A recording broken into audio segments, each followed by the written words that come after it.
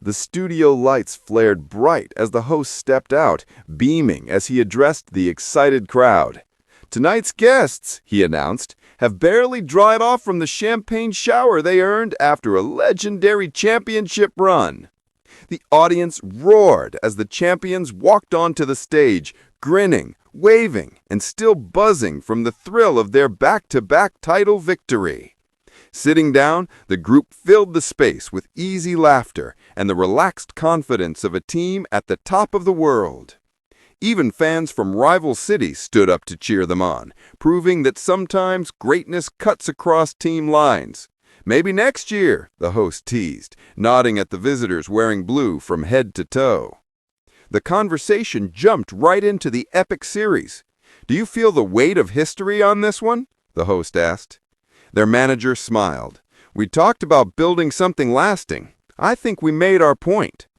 They joked about how bleak things had looked for a moment, how belief carried them through, and how even friends back home predicted they'd pull it off. Faith, they agreed, lived strong in Los Angeles that week.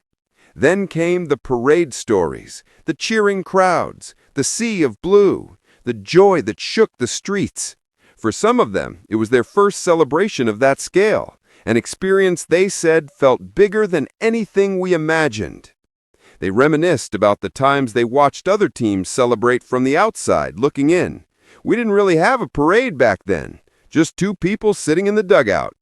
But this year, completely different. The host asked about ticket requests from family and friends. One player admitted to handing out nearly 200 postseason tickets. "It was chaos. Still fun, though." Talk shifted to the night after their Game 7 victory.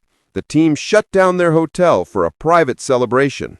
"Win or lose, we were staying the night," one explained, "but winning definitely made the night a lot more fun." One player confessed he'd had a few drinks, nothing specific, but the group teased him about his enthusiastic post-game interviews. And then came the legendary story of a teammate who stayed up the longest and ended the night with a spontaneous tattoo, a cute, round cartoon hero holding a championship trophy, a promise kept after 12 seasons without a title. "It finally happened," they said, shaking their heads in disbelief. The host then turned to their extraordinary pitching performances. One pitcher had thrown more innings in the series than most players dare to attempt in a full month. "Have you ever seen anything like that?" the host asked the manager. "Never," he said firmly. "The focus, the heart, special stuff." Another player described catching an entire marathon of a game, inning after inning, crouched behind the plate, pushing through cramps while teammates received IVs to stay on their feet. "It was long," he said simply, "really long." They spoke about the moment one teammate nearly collapsed from exhaustion during Game 7, proof of how deeply everyone dug into their reserves. "This team left everything on that field," the manager said, proudly. The host joked that baseball, when it peaks, delivers drama no other sport can touch. Those extra inning epics had everyone locked in. They also talked strategy. The defensive switch in the ninth inning, the near collision in the outfield, and the frantic scramble to make a potentially game-saving catch. One player described running full speed, convinced the ball would decide his entire career, only to be tackled mid-jump by his own teammate who came flying out of nowhere to make the catch. The audience erupted at the mental image. Another highlight was a close play at home plate. Replay has had fans holding their breath as they checked whether the catcher's foot stayed where it needed to be. "I didn't feel anything slip, but seeing that replay, my stomach dropped." He laughed nervously. "I still don't like watching it."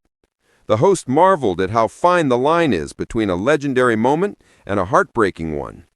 1 inch, 1 bounce, 1 step, it can all change. As the show neared the end, the talk turned to the idea of a potential three-peat. One player smiled and shrugged. "Depends where I end up next season," he joked. "But if I'm here, why not?"